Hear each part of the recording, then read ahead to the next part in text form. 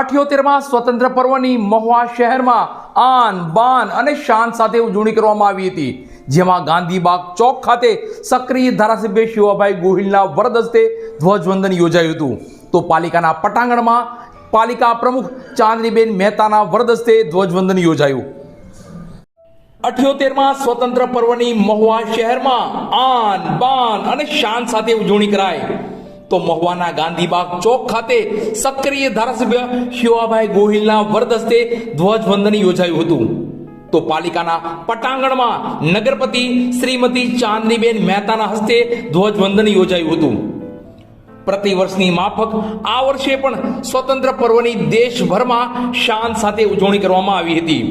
તો મહુવા શહેરમાં પણ દરેક સંસ્થા, શાળા, કોલેજ તમામ જગ્યાએ સવારથી જ સ્વતંત્ર પર્વને અનુસંધાને વિવિધ કાર્યક્રમોના આયોજન કરવામાં આવ્યા હતા.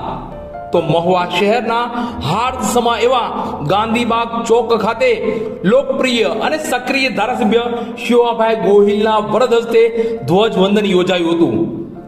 આ ગાંધીબાગ ચોક ખાતે સ્વતંત્ર પર્વની ઉજવણીમાં મહુવા નગરપતિ ચાંદનીબેન મહેતા, પાલિકાના તમામ નગરસેવકો, વિવિધ સંસ્થા કમિટીના આગેવાનો, તો ભારતીય જનતા પાર્ટીના શહેર તેમજ ગ્રામ્યના કાર્યકરો મોટી સંખ્યામાં ઉપસ્થિત રહ્યા હતા. તો મહુવા પોલીસ વિભાગ અને હોમગાર્ડ વિભાગના જવાનો પણ મોટી સંખ્યામાં ઉપસ્થિત રહ્યા હતા. તો સક્રિય ધારાસભ્ય શિવાભાઈ ગોહિલે આ 78માં સ્વતંત્ર પર્વને લઈ પોતાનું વક્તવ્ય આપ્યું હતું. ભારતનો 78માં સ્વતંત્ર દિવસ નિમિત્તે મહુવા ખાતેના આજે આપણા રાષ્ટ્રને સલામી અર્પણ કાર્યક્રમમાં ઉપસ્થિત સૌ નગરજનોને હું સહર્ષ આવકારું છું.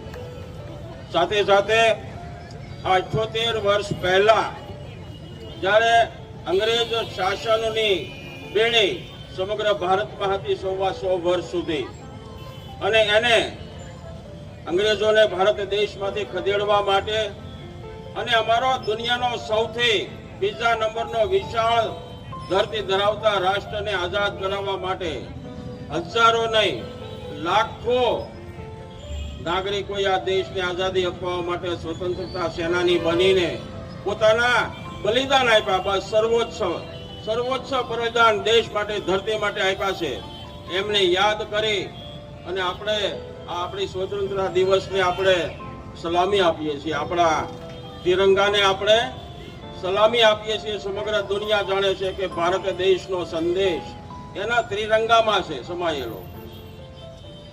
જે કેસરી કલર એ આપણા દેશનું ખમીર અને શૌર્ય સમગ્ર દુનિયામાં વખણાય છે. ભારત દેશનું વર્ષોથી આપણું 5000 વર્ષથી જે આપણા રાજાઓ રાજ કર્યું, સુશાસન કર્યું, એનું ખમીર આપણા ઇતિહાસમાં કંડારેલું છે.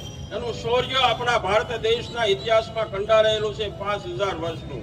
એને સલામી આપીએ છીએ. આપણા બીજા ક્રમનો જે ધ્વજની અંદર આપણો જે કલર વ્હાઇટ, સફેદ કલર અને વિકાસ ચક્ર, આપણે શાંતિમય રીતે દુનિયાને બતાવીએ છીએ કે 78 વર્ષથી સતત આપણો દેશ પ્રગતિના પંથે શાંતિમય રીતે ઔદ્યોગિક ઉત્પાદન, કૃષિ ઉત્પાદન તમામ ક્ષેત્રોમાં શાંતિમય રીતે આપણા વિકાસનું જે ચક્ર છે એ આપણા બીજા ક્રમનું આપણી નિશાની છે. અને ત્રીજા ક્રમની નિશાની લીલી. આખી દુનિયામાં ભારત દેશ સૌથી મોટો લોકશાહી તંત્ર હોવા છતાં પણ સમગ્ર દુનિયા સાથે આપણે શાંતિમય રીતે અમન, શાંતિનો સંદેશ આ ધરતી માટે લીલુડી ધરતીમાં લીલુડા પાક લહેરાય અને આખી દુનિયામાં આપણી સુવાસ ફેલાય કે ભારત દેશ શાંતિના અમનમાં સર્વોચ્ચ પોતાનું જ્ઞાન ધરાવે છે. સંવિધાનમાં પણ આપણી જોગવાઈ છે. સાહેબ, આપણા ત્રિરંગાને આપણે ખૂબ જ ઉત્સાહથી આજે આપણે સલામી આપી છે.